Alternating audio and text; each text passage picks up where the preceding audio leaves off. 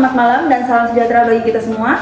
Kami dari kelompok 3 akan mempresentasikan materi akuntansi sektor publik dengan studi kasus PT Pegadaian Persero.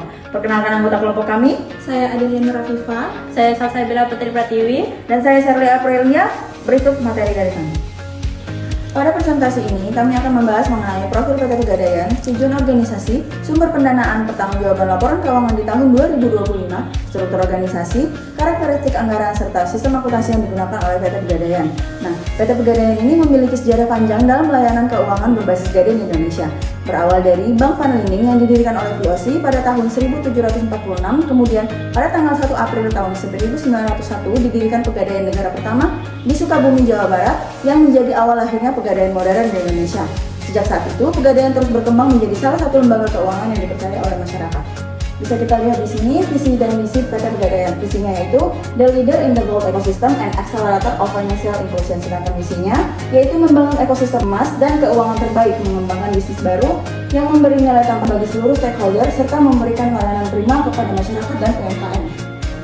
PT Pegadaian merupakan BUMN yang berada di bawah holding Ultra Mikro BRI Group. Tujuan utamanya adalah menyediakan layanan pembiayaan yang cepat, aman, dan mudah bagi masyarakat, sekaligus mendukung UMKM, meningkatkan inklusi keuangan, dan membantu kesejahteraan masyarakat. Selanjutnya, saya persilakan rekan saya untuk menjelaskan sumber pendanaan dan pertanggungjawaban laporan keuangan 2025. Oke, baik. Selanjutnya saya akan pemaparan materi sumber pendanaan PT Pegadaian yang berasal dari beberapa instrumen utama. Yang pertama, ada namanya pinjaman dari bank yang terdiri atas pinjaman dari pihak berelasi yang sebesar 33,96 triliun dan pinjaman dari pihak ketiga sebesar 41,48 triliun. Kedua, ada namanya penerbitan surat berharga yang berupa obligasi dan sukuk sebesar 18,68 triliun. Yang ketiga, modal dan ekuitas perusahaan yang terdiri dari modal disetor sebesar 6,25 triliun dan total ekuitas yang sebesar 41,63 triliun. Selain itu, terdapat pinjaman pemerintah sebesar 125 miliar serta pendapatan operasionalnya berasal dari jasa gadai, administrasi, penjualan emas, dan usaha lainnya.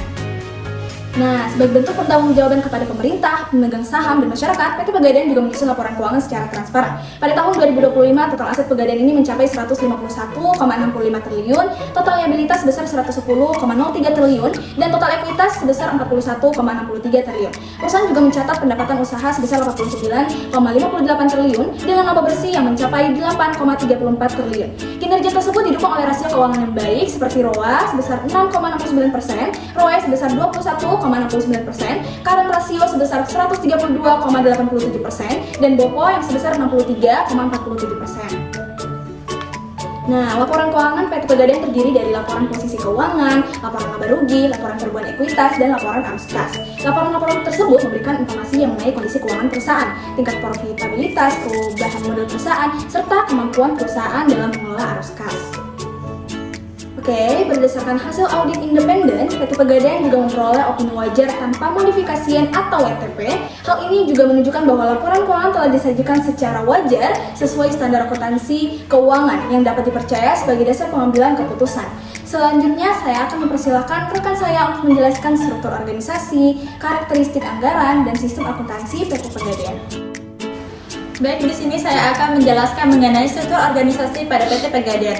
Nah, seperti yang kita ketahui, PT Pegadaian ini terdiri dari pemegang saham, lalu masuk kepada rapat umum pemegang saham, kemudian pada dewan komisaris, kemudian pada direksi, dan yang terakhir ada pada unit pendukung. Baik, selanjutnya ada pada karakteristik anggaran. Nah, pada karakteristik anggaran pada PT Pegadaian ini berbeda dengan instansi pemerintah karena perusahaan ini berorientasi bisnis. Anggaran ini disusun berdasarkan target kinerja dan laba perusahaan. Pegadaian menggunakan RKAP atau Rencana Kerja dan anggaran perusahaan sebagai pedoman tahunan. Selain itu, anggaran berfungsi sebagai alat pengendalian biaya dan evaluasi kerja. Meskipun berorientasi profit, Pegadaian tetap menjalankan fungsi sosial melalui penyediaan akses, pembiayaan bagi masyarakat dan UMKM. Baik, di sini kita akan masuk kepada sistem akuntansi. Nah, pada sistem akuntansi yang digunakan oleh PT Pegadaian adalah accrual basis. Artinya, Pegadaian mencatat laba dan biaya operasional mereka secara langsung saat transaksi sah terjadi, tanpa harus menunggu uang tunai berpindah tangan. Sebagai kesimpulan, PT Pegadaian merupakan BUMN yang tidak hanya berorientasi pada keuntungan, tetapi juga memiliki peran penting dalam meningkatkan inklusi keuangan dan mendukung pemberdayaan UMKM di Indonesia. Melalui pengelolaan keuangan yang baik, sistem akuntansi yang andal, serta tata kelola yang transparan, PT Pegadaian mampu menunjukkan kinerja yang positif dan berkelanjutan.